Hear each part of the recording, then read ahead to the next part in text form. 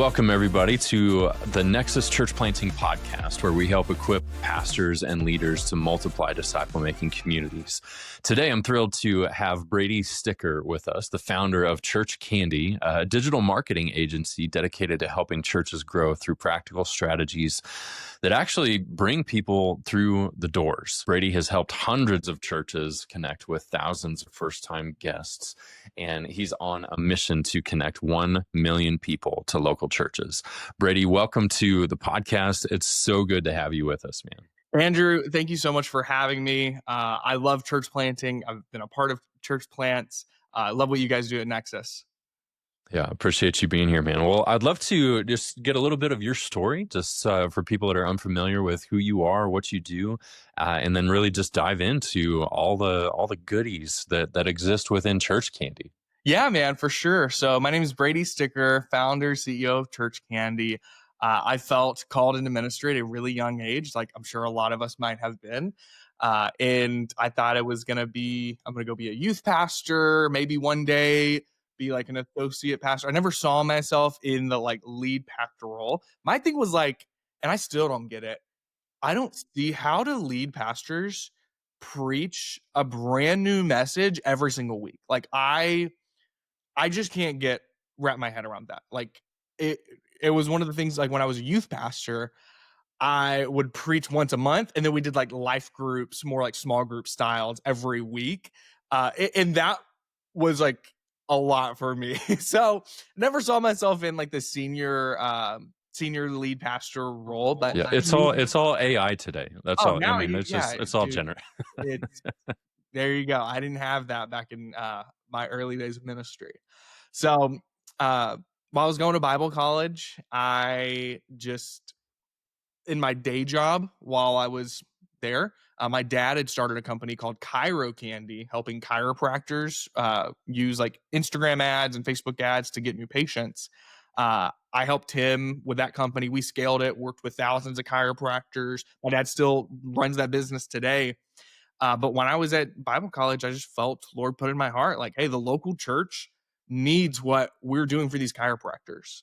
And so that's whenever I was like, all right, God, I guess I'm not just going to be a youth pastor and then like bivocational work with my dad. Now it's going to be like, yeah, still want to pursue ministry. I ended up getting a job at a church in Houston as a youth pastor. I say job lightly. It was a volunteer youth pastor position at a new church plant. Because I didn't need the paycheck, but I wanted to serve in the ministry. And so we planted a church here in the Woodlands, Texas. And it was cool because I got to like do the student ministry things, like the lock-ins, taking them to youth camp, the whole 9 yards, and serve and help our church use Facebook ads and Instagram ads to invite people to church. And that's kind of how Church Candy was born, to where I was helping my church with it. Let me be honest, Andrew, it did not work really well at first. Like I remember the first $500 that we spent to promote an interest party. No one showed up from the ads. And I was embarrassed. I was like, all right, God, did I miss the mark? Like maybe this isn't, maybe it's just like full ministry and not, social media, marketing and stuff on top of that. But luckily my pastor had faith in me, and we tried again. And eventually we got things dialed in and we started seeing new faces. And then my pastor told his friends about it, and then they told their friends about it. And now today we've worked with over 1,000 churches. We're on a mission to connect 1 million people to local church, like you said. And we've already connected. We checked yesterday. It was like 315,000 people have been connected to a local church from the ads that we've set up and ran for churches. That's fantastic, dude. Yeah.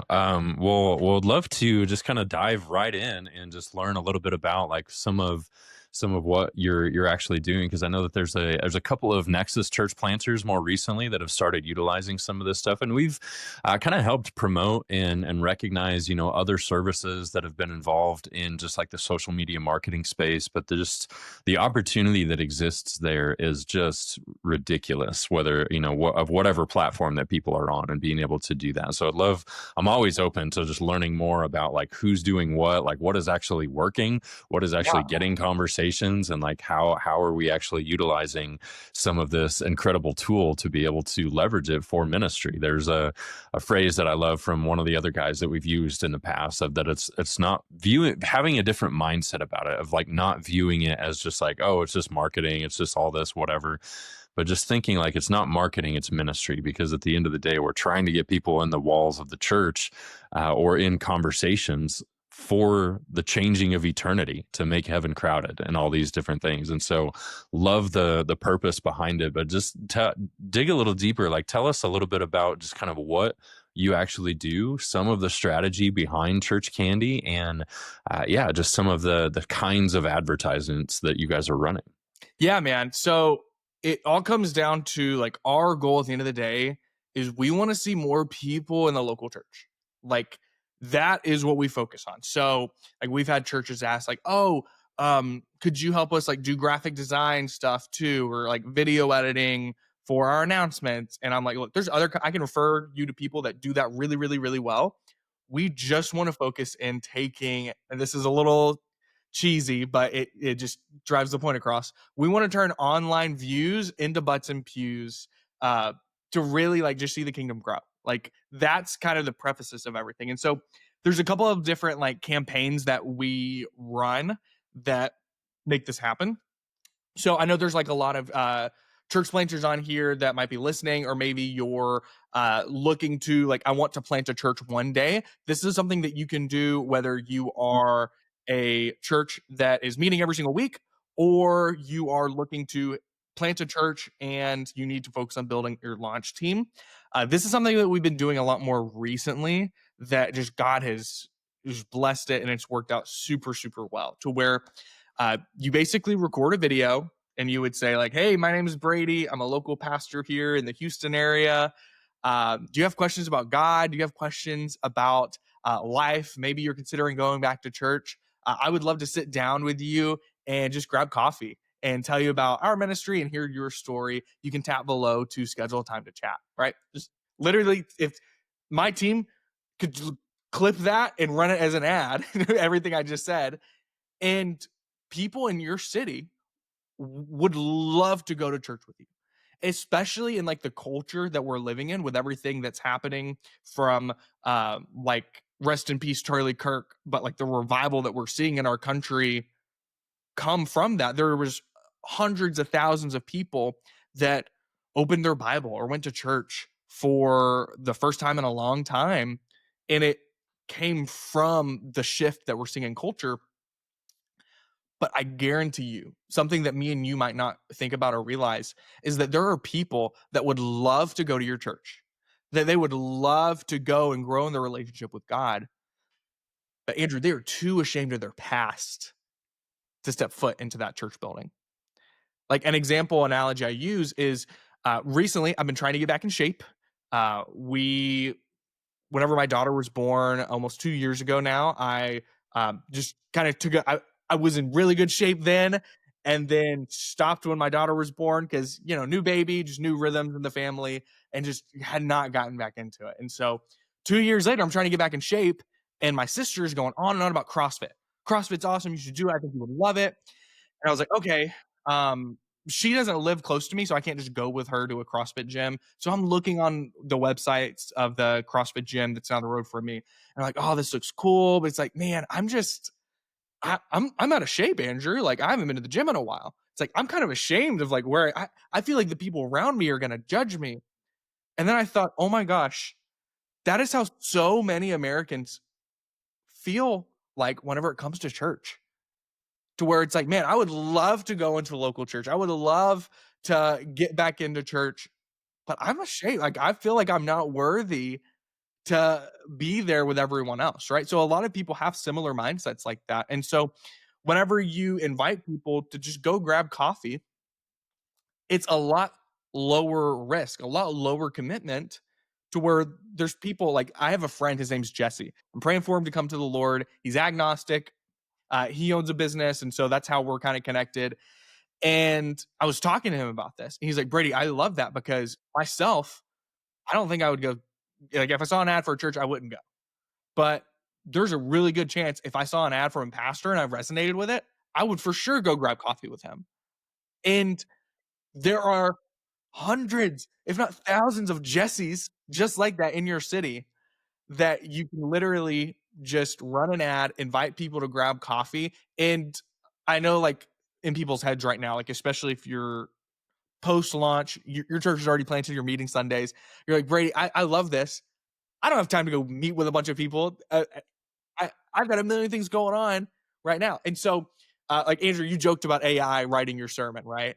Um, I think AI is great at doing a lot of things. Like, for example, you can look at your calendar. This is something that we did with our team at Church Candy. Look at your calendar. At every team member, I want you to look at everything you do. What can be automated? What can we use AI to take that off your plate so that you can focus on some of those more what we call high leverage activities, like just things that get a high ROI on your time. Like, for a lot of pastors, administrative work is not that. But what is a high ROI or high leverage task use of their time would be going and meeting with someone new, grabbing coffee with. That's huge. And so, number one is, I think you could find time in your calendar if you reprioritized and found things that you could take off your plate. Give just a team member, use AI to automate whatever that might be. Not writing your sermons, but Right. there, I guarantee you that a lot of churches listening to this, they have pastors on their team that would love this. It's like, you're telling me all I got to do is go and meet with people all day and just talk to them about the Lord and, like, evangelize. Like, there's people in my city that want to do that. Yes. And that's one of the things that where you probably have people that are doing admin work on your team that their time's probably better spent going and evangelizing and discipling people in your city. So you can, a lot of churches, what we're doing is setting up what's called a round robin calendar. So you set it to where it's like, hey, everyone, I need you to block off just a few hours a week to go do these meetings. And then what the calendar does is whenever someone clicks on the ad and they want to go grab coffee, it just shows all of the availability. And so they're able to choose a time that works for them. Or what's cool too is, now this is getting into the nitty gritty, but we ask for their name, email, phone number, like some contact info first.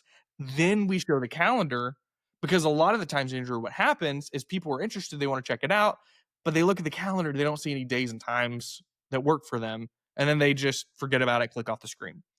But because we ask for their contact info first, then show them the calendar, we're able to then follow up with all the people that maybe they didn't find a time that worked with them and schedule something off the books after hours or like at another time that works better. We're able to follow up with them.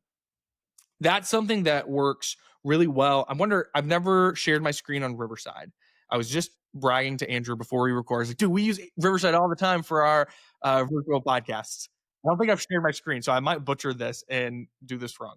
Let me see. Screen. Oh, goodness. Okay. But I want to show Trailhead Christian Church. They ran a coffee with the pastor ad, and I don't have the exact stats on how many people they met with and what, but what they did do is they got connected with 27 families in their cities for $11 a piece. So they spent they put $11 into meta ads, and they had 27 people say that they are interested in grabbing coffee.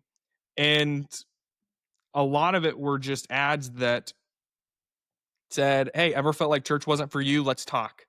Another one, hey, Rogers, got questions about God, Bible, or church? Curious about church? Let's meet up. Right? It's a picture of pastor and their family, right? And then here is a video ad, Pastor Landon just inviting people to grab coffee, right?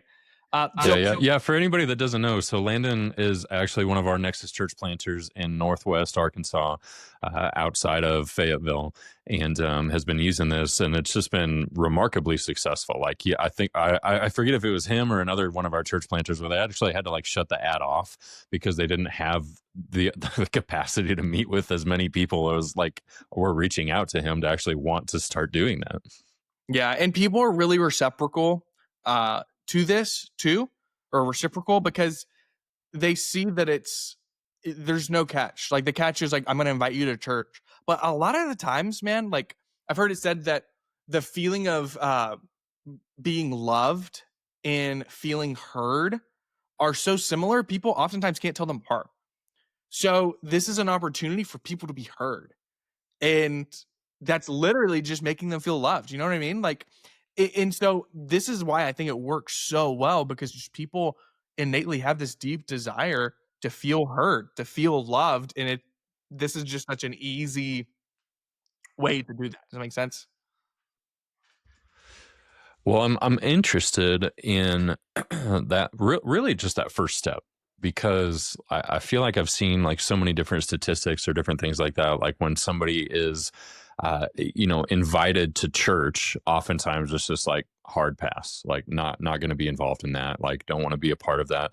But if there's an opportunity to just dialogue or to have a spiritual conversation, that people are much more open and interested in having those conversations, in particular with somebody that they trust, but just maybe even in general, based off of some of what you guys are doing. I'm curious as to like, whether social media methods of like just inviting to a church service or to an event or something like that versus some of what you guys are doing, which is just literally inviting them to a conversation first. Obviously, the end goal is getting them to church, but would just love to hear your thoughts just on how maybe you've resulted or just the process that you've led to of just starting with the conversation versus just going to like, hey, come to our Sunday service.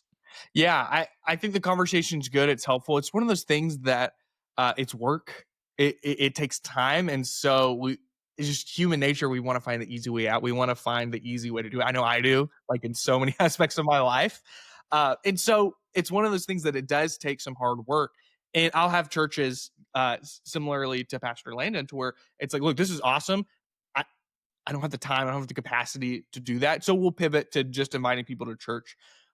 We have found like the people that this works best for are, number one, churches and pastors that can really commit the time to actually investing into these people. And a lot of the times it comes down to delegating it to a pastoral team.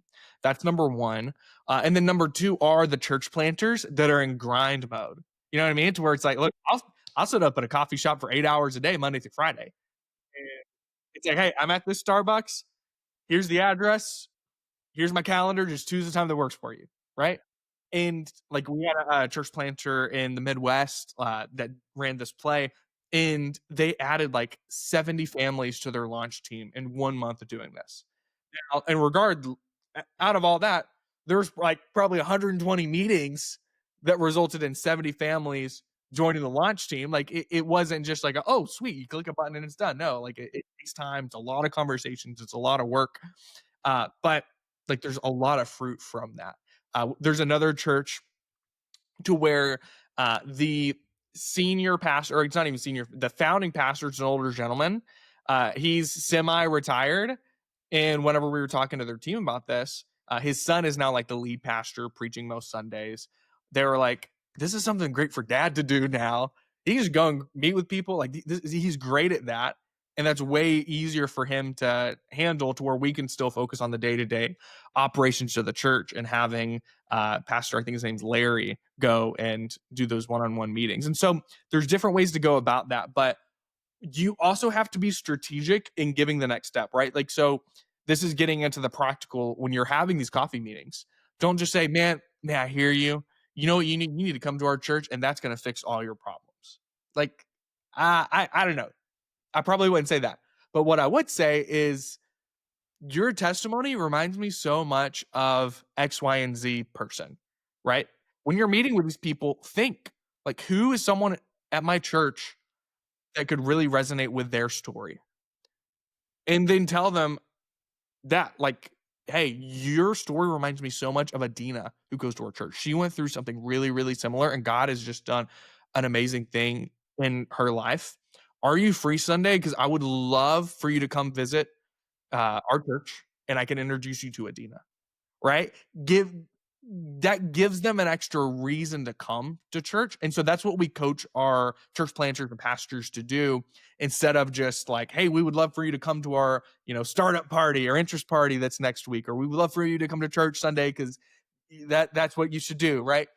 Give them an extra reason to like give them the why, right? And that's what we've seen bring the most fruit. Yeah, yeah, that's fantastic. So this is, I mean, you mentioned a little bit, but just specific to like church planting can be phenomenal. A little bit more of just like churches that have been around for a little while, whether it's 5, 10 years plus years, however long. Are you seeing just the same kind of fruit for established churches as well? Absolutely. We're seeing the same fruit for churches that are able to dedicate the time to meeting with people. Right?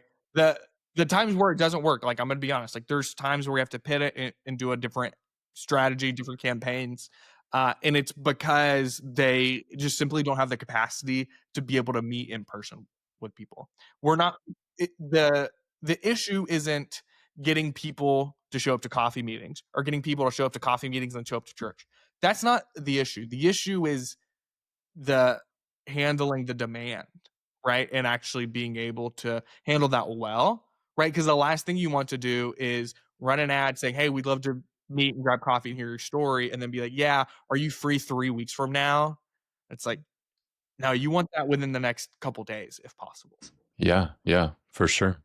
Um, yeah, I mean, especially with like the church planting side of things, like I would think, because if it's just the pastor or if you have a pastoral team for a larger church or a larger staff, are you seeing a ton of like people leveraging like just volunteer crews to be able to manage some of this?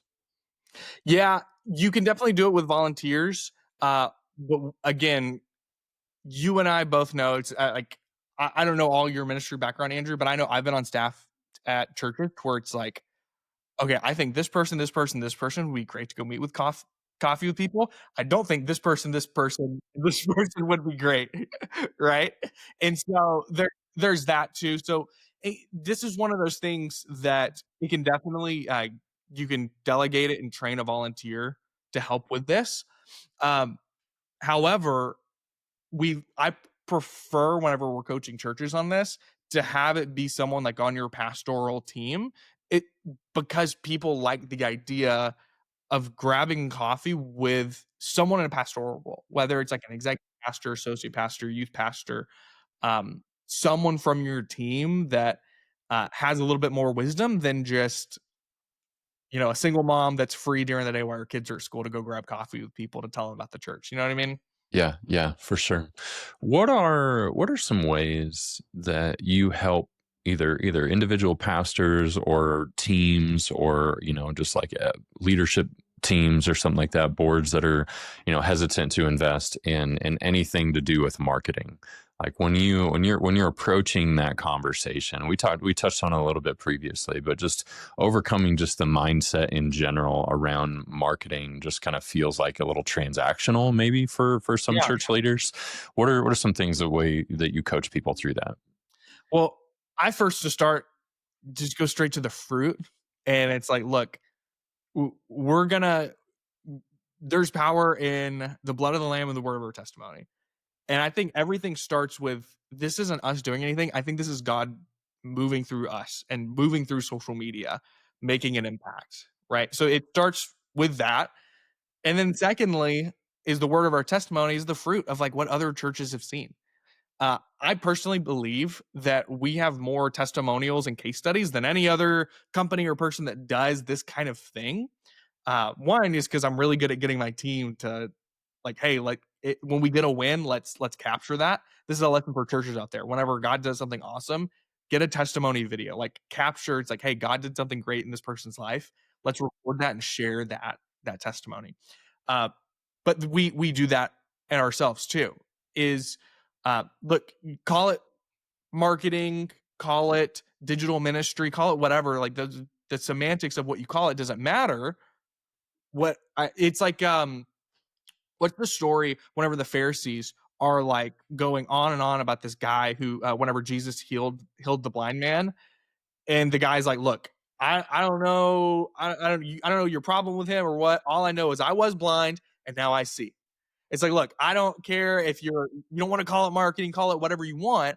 All I know is I'm having pastors tell me, hey, there was this guy that came to our church. He was a drug addict. Wasn't allowed to see his kids, didn't have a job, got connected with us. We've been discipling him. Now he's back in his kids' lives, has a great job. He gave his life to the Lord, all because he found our church from an Instagram ad. like that those kind of stories we hear all the time. Like whenever I talk with pastors, yes, I'll ask, "Hey, so what's the what numerical growth that you guys have seen? What are those stats?" But then also on the individual level, because every single one of those numbers has a name and a story and a soul, and God made them for a reason. So I always ask, like, what are different testimonies? Like, what are you seeing? How are you seeing God use this? And dude, I'm getting stories that are just like that of single mothers who are depressed and don't have a sense of community, and they feel like just so encouraged and blessed to be plugged into a church now that they're getting involved in serving, their kids loved, and then they're now a part of a life-giving community. Um, and and then on the I know there's a lot more. Typically it's like an executive pastor board to where it's like, yeah, but what, like, if we're gonna invest in this, like, it costs money to run ads on Facebook and Instagram. It costs money to hire church candy to set up and manage everything for you. We do want to see a return, right? And it's one of those things to where it's like, look, if the average income or average household income in America is like with 70 grand, and you get one tithing family a month come in from this, that's an extra what, $7,000 a month in giving. You we don't charge, you're not paying $7,000 a month to us in this at all. So like if you can get what just one tithing family, honestly, I think pays for church candy for the whole year, just about. Like I don't quote me on that, but it's pretty close to it. Uh, so like it's one of those things that like, look, if you can get 1 to 2 tithing families a month from doing this, it pays for itself 10 times over. But then like look at the fruit to it. And I can talk a little bit more to some pastors might be listening to this and it's like, okay, that's great, Brady. I love the coffee with the pastor idea. Me and my team, we're just that's not us right now. We can't do that. So I can share a little bit on just some like invite strategies. Yeah, no, I'd love to. Yeah, I'd love to hear about some of the different types of funneling that you're kind of looking at, and what that looks like. But so this is just one version of that. So Yeah. starting with coffee is just like one strategy or one process that you guys do. What other primary things do you guys focus on? Yeah. So one of our main campaigns that we run for churches that are meeting every Sunday is a plan your visit ad. So this is where you're instead of Facebook ad coffee meeting church, it's just Facebook ad church. And so the way it works is again you'll record a video, and this one I'll give you a lot more like practical things. So what we ask is record a video where you're inviting people to church, but when you record the video, record 3 different intros. So, for example, one of them that is faith based. So it's like, um, hey, are you looking for a church in the Conroe, Texas area? So that would be like a faith based one, or a family one could be about, hey, are you looking for a church to raise your kids in? Culture's crazy these days. You want to raise your kids in biblical values. We'd love to invite you to our church, right? So that's an intro that talks more about family or kids. Another one would just be about a community. Hey, doing life alone is no fun. If you are tired of doing life alone, we'd love to invite you to our church. God's doing amazing things, and you'd be a part of a wonderful community that loves and cares for you, right? So record a video inviting people to church, but have 3 different intros. Uh, and when you do that, what we do, or if you're even just running ads for yourself and you're doing ads for your church, you split test those side by side, right? And you'll see what's getting the best results, right? So instead of just like, because I feel like me, when I was first learning Facebook ads for our church, dude, I was throwing spaghetti at a wall and wasted $500 on our very first campaign, and no one showed up for it. And that was embarrassing. Like, and I feel like a lot of church planters, a lot of pastors might feel like that. Uh, and so this is like a practical framework to where record a video inviting people to church, 3 different intros that kind of touch on different topics, and then you edit the video in a way to where it's super smooth. Like whenever we onboard churches, what we'll have them do is they'll go on a Sunday morning and just have someone on their team record some different things, like people hanging out in the lobby, greeters waving, the pastor preaching from the stage, the worship team. And then our team will actually edit their invite videos together to where whenever you have the different intros in your video, it will then cut to some of that B-roll that you filmed just on your iPhone. And whenever you do this, it's a couple things. Number one is it doesn't look like an ad, like it doesn't look like a commercial. Like if you were to use your fancy cameras and you film it like this, and it's the way we treat like announcement videos, people are just going to swipe away, right? But we try to make it look just like an organic Instagram reel with the captions and the B-roll thrown in and out. And so we'll split test those side by side. But what that does is it allows us to say, okay, this whenever the pastor talks about family, like that's getting the most people planning a visit, right? So then we'll get with the pastor and say, hey, this ad is performing the best. Here's 3 more scripts. Re-record that video with these 3 new intros, these 3 new hooks that are all about family, right? The different ways, and then we'll run that by side by side. So this is really getting into like the nuts and bolts of it. But basically the call to action on these video ads, like that's what's getting people into the church. It's kind of the same root idea with a coffee with a pastor meeting, to where you're basically saying, we know it might be intimidating visiting a church where you don't know anyone. And that's why we want to connect with you before Sunday. So if you tap below to plan a visit, our team will connect with you. That way the whole family feels welcomed by Sunday. And then, so that kind of removes that guardrail of like, oh, okay, sweet. I get to connect with them and their team. But this is the important part. Once they plan a visit, and we'll send you notification, hey, Sam and Johnny plan to visit for church on Sunday. This is when you actually need to have someone from your team actually connect with them and make them feel welcomed. Maybe instead of going to grab coffee, it's just a phone call or a text combo. And we coach pastors on that and help try to automate some of that. But this is just like writing a sermon. I don't think ChatGPT or AI chatbots should replace those conversations. Like I know me, like if I was interested in checking out a new church and I filled out something on their website or online, and then I started texting with one of their pastors, then I found out that wasn't Pastor John, that was Pastor ChatGPT and automated bot texting me, I would lose trust in the church.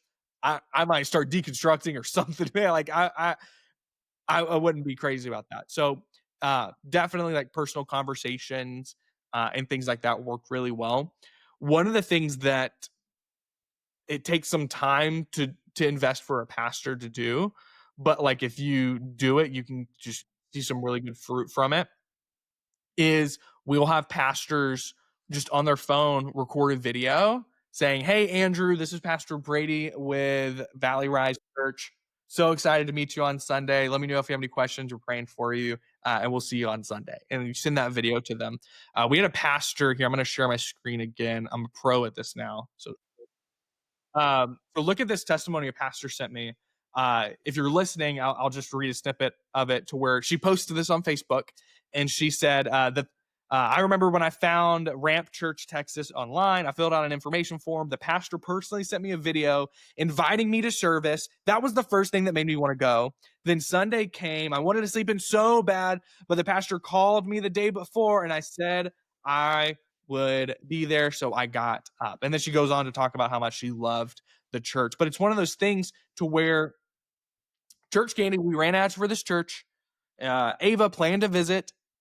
And then if that would have just sat on a spreadsheet or a text notification and no one followed up with her, she would have never showed up to that church.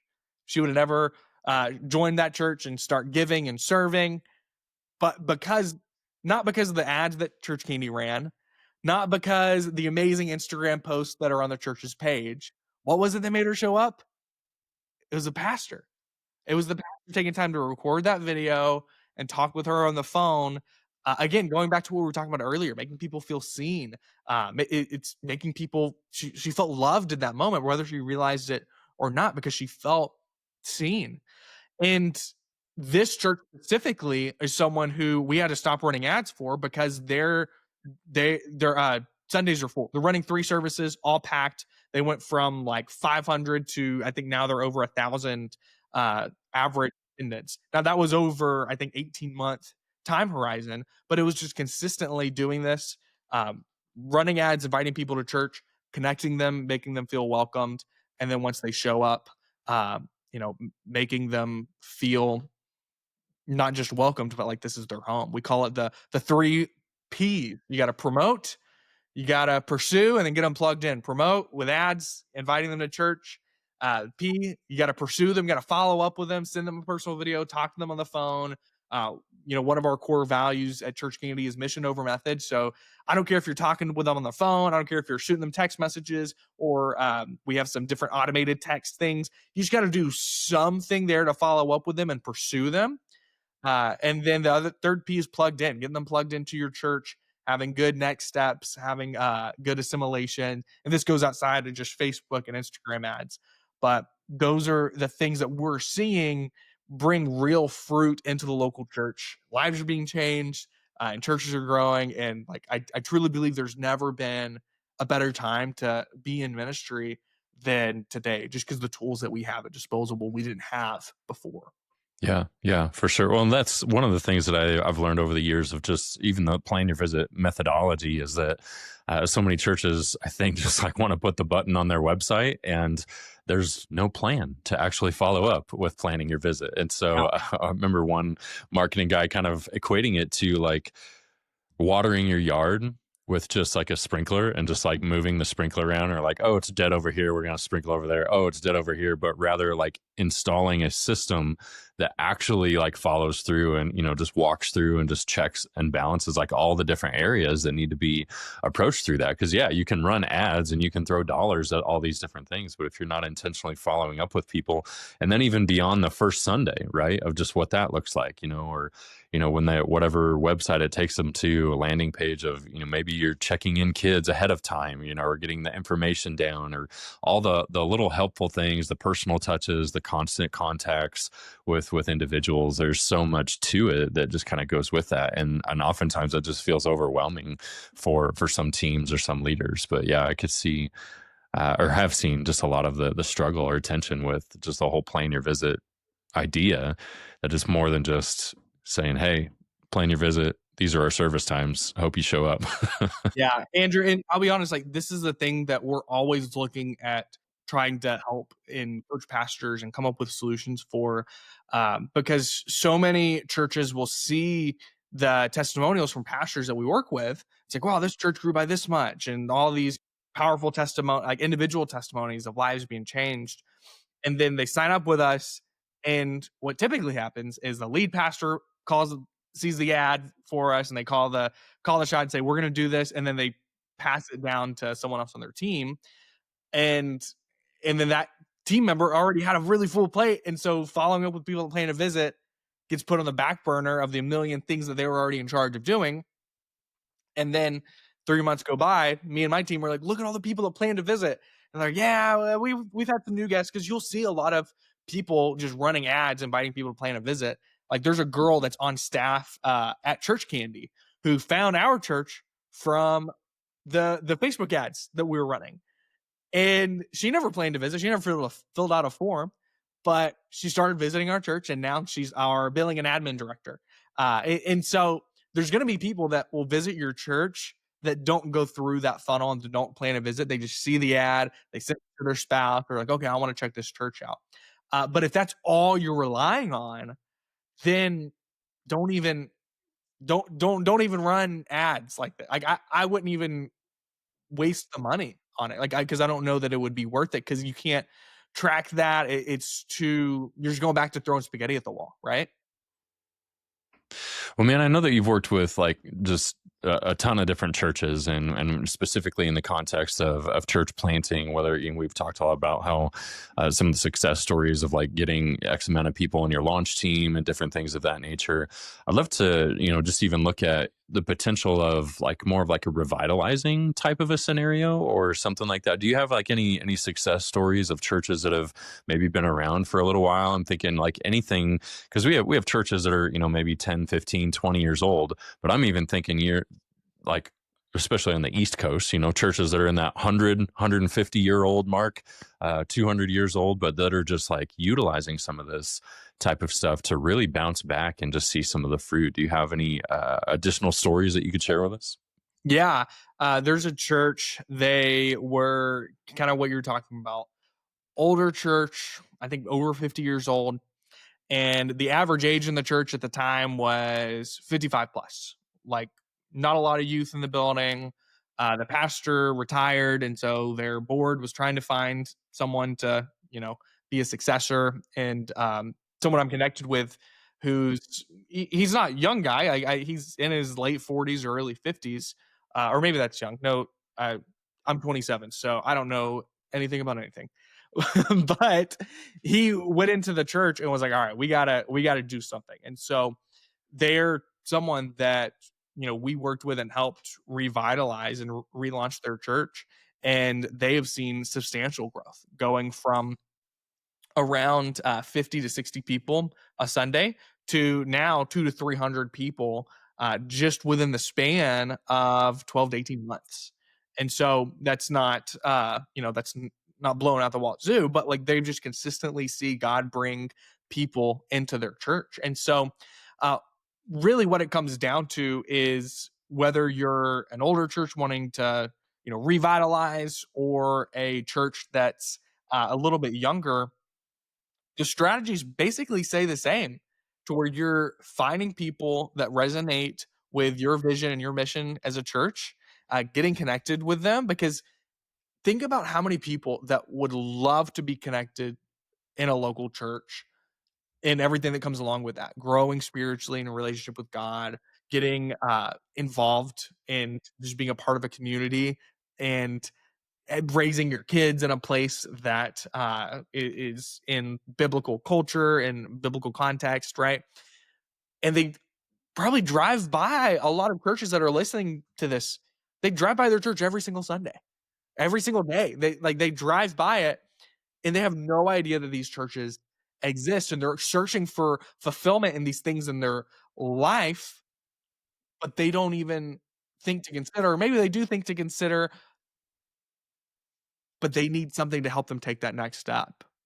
Right? And so that's a lot of the times what this is.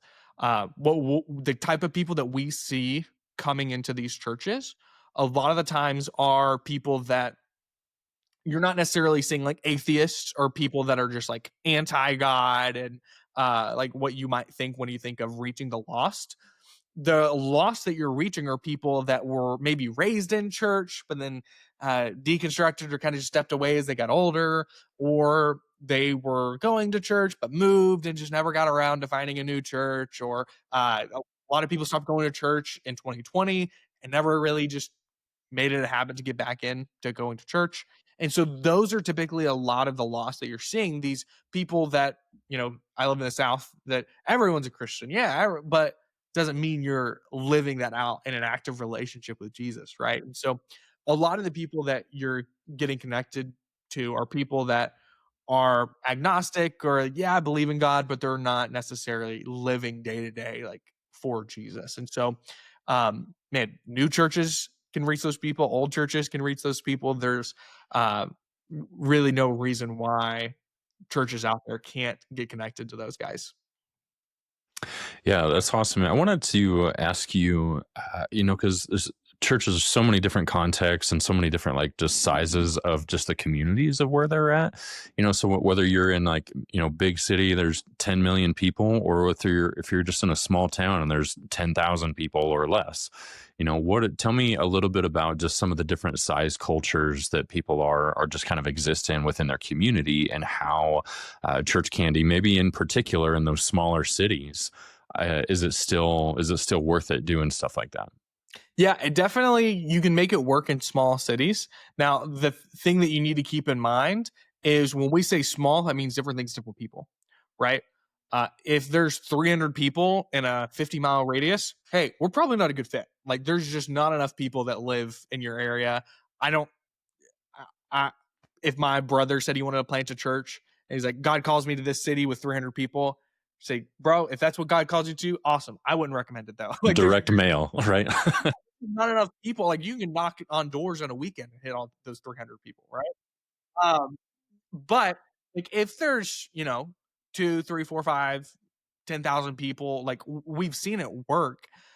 And that context, right? And what's cool about it is because there's less people, and this isn't the goal, but it's opened up doors to where, because you're hitting kind of the same people over and over again, they keep seeing you on social media. When you go to the grocery store, you go to restaurants, at the gym, uh, I've got pastors telling me, he's like, dude, I've got people stopping me and that's opening up conversations. Like, I prayed with the lady that worked the front desk of my gym. She was like, "Hey, are you a pastor? You kept showing up on my Instagram." And he was able to pray with her and start discipling her. And now she goes to their church, not because she saw an ad and planned to visit and ended up going that way. She saw an ad, just kept seeing it, and then recognized the guy in public, and that opened up the door for her to start going and visiting their church. And then larger cities, we've got churches that are outside of Manhattan, and then in big cities throughout Chicago, Houston, Dallas, LA. Like, in those contexts, it works great too. The thing with that, whenever you get to larger cities, is you're targeting a lot smaller radius, just because you want to focus in on, like, okay, who are people most likely to come to our church? Not probably a 30-mile radius. Let's do closer to 5 to 8 miles, right? And then we'll get a lot more specific with some of the different targeting metrics there. Like, for example, one of the things we can do, and we'll do this for smaller churches too, but or churches in smaller cities, but this has a bigger impact just the higher the population is, just because math. We'll do what's called retargeting. So this is where, like, if you're on Amazon, and my wife does this all the time, you're looking for a new water bottle. I feel like I'm getting a new water bottle for my wife every 6 months, and it's great. This is one of her old ones. But you're on Amazon, you're looking at these water bottles, and you go to Instagram and you start seeing ads for the water bottles. So Amazon knows that you're interested in that water bottle, so they're going to show you ads for it because you went to their website. So we can do the same thing for your church's website by just adding what's called the meta pixel on your website. So, like, right now, churches, you can go to the Google Chrome extension shop and install the meta pixel helper on your Chrome browser, and then go to your church's website, and it'll tell you whether or not you have this installed. And the reason why you want it installed is because that'll allow you to create a custom audience inside of Meta and show ads to people that go to your church's website. So you can go, there's YouTube tutorials on this, on how to add this and how to do that specifically. But this allows us to show ads to people that are already looking for your church and already checking you out online. And this is where you start to follow them around online.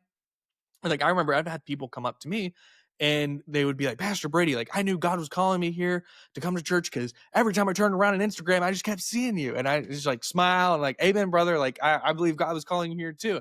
Knowing in my head that, like, God was using that strategy to where once people went to our website or watched one of our videos, like, we're just going to keep showing them ads.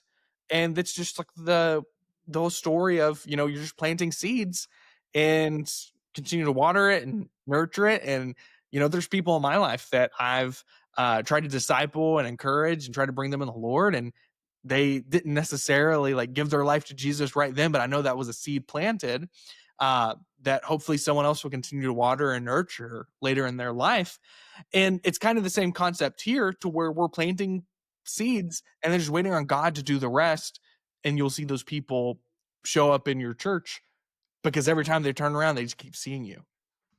Yeah, no, dude, that's fantastic. Well, Brady, I'm so grateful for just the opportunity to dialogue with you about just some of the services that you offer, and just the heart behind it. Really, man, just being able to connect with people and really being able to see the kingdom grow. And I want to just kind of hear just from you of just some of the things that you are still offering. Like, what's the best way that people can kind of get connected with you, and then and even outside of, or just kind of understanding just a little bit more about Church Candy. Like, is it just running Facebook and Instagram ads, or, like, do you do other services as well? If there's, like, other social media coaching, or into, like, the Google ad grant, or manage, like, any other services that you kind of provide? Like, give me a high level snapshot of just everything Church Candy and how people can find you. Yeah. If anyone's interested, they can go to churchcandy.com and schedule a discovery call with our team. We want to see if you would be a good fit to work with us, ask you questions, and you can ask questions about us, and we want to make sure we're a good fit to work together. We don't just have a sign up page for anyone that we want to work with. I've got a funny story to tell you about that later, about a Baha'i church that a man called me racist because I would not let his Baha'i church work with us. He's like, hey, we didn't, it's not, don't know that's our thing. I said, oh, only want to work with white churches, huh? I was like, no, actually, like I think 50%, if not more than 50% of the churches we work with are led by African American pastors. So that's not it's not that at all. That being said, we want to make sure like we're a good fit to work together. So you can schedule a call with our team and chat. But yeah, as far as what we do, like we focus on, we want to connect as many people as possible, 1 million people to local church. And so right now, the main service we're offering are Facebook and Instagram ads. For churches that need it and are interested, we do have a service where we'll manage your Google Ads grant and help with your SEO to where whenever people are looking for, churches in my city, to make sure you show up there, right? We tried just doing the Google Ads grant, but that alone, what we found isn't enough to really move the needle and really see a lot of fruit. So doing some things with SEO and your Google business profile, make sure that's optimized, getting Google reviews, some things like that. We help churches with to make sure they're showing up high on Google. That is something else we offer, but the main thing is the Facebook and Instagram ads, because I still think that's just the most valuable thing, because like I could turn an ad for church on today, and like you already see new families, new faces this Sunday.